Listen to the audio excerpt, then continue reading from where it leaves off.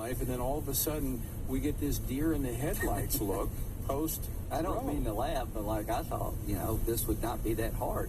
I introduced a 20-week bill before the Dobbs decision, banning late-term abortions. At 15 weeks, the baby is capable of sucking into the thumb, feeling pain. That's why we picked 15 weeks, like most European nations. Right. You thought, where is everybody? Right. Okay, if you want to be president of the United States as a Republican, here's what you should say.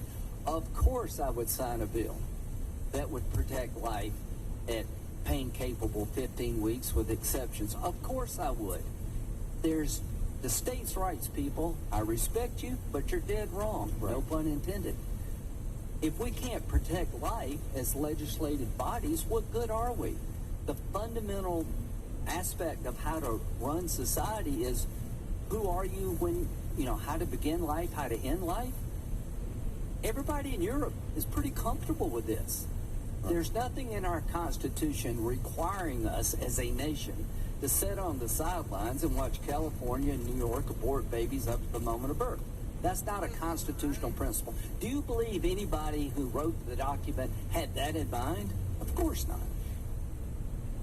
From the evidence, we know that those who actually talk about the issue and run on the issue win. Ted Budd, J.D. Vance. Listen, Marco Rubio.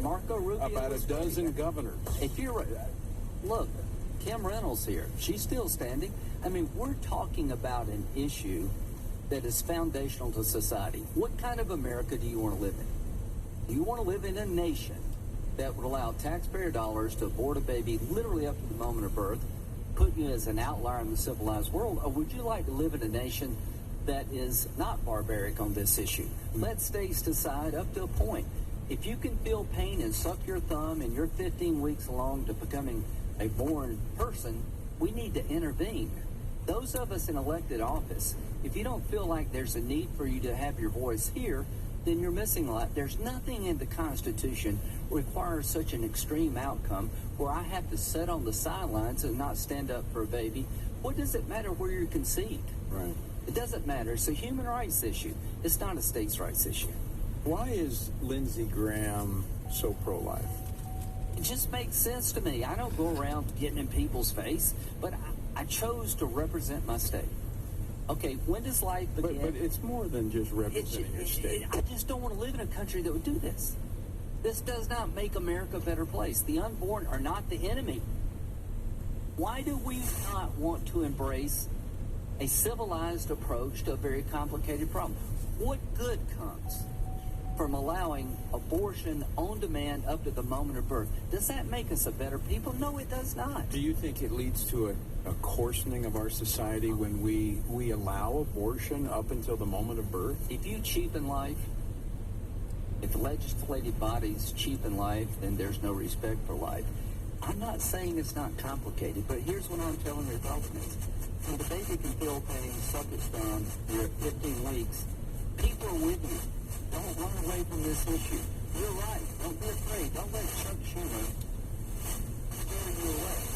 I look forward to having this debate on the floor of the United States Senate. I can't get one Democrat to pick a week they would limit abortion.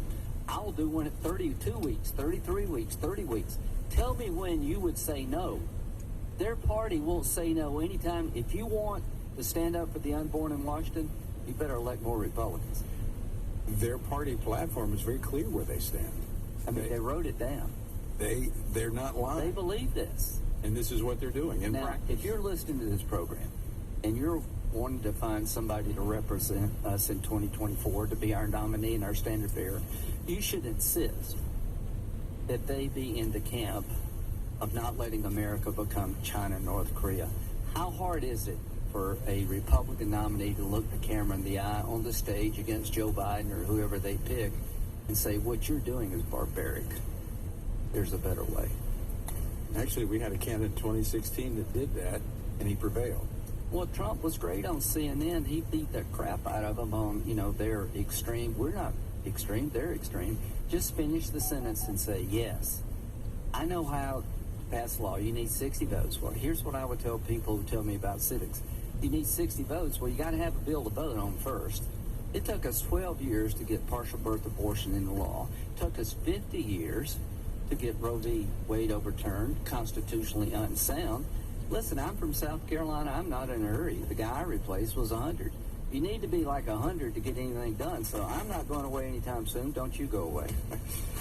Senator Lindsey Graham, we're almost out of time. Tonight, 7 p.m. Central Time, PrayVoteStand.org/town hall. What can people... Community demanding that we take a stand in Washington.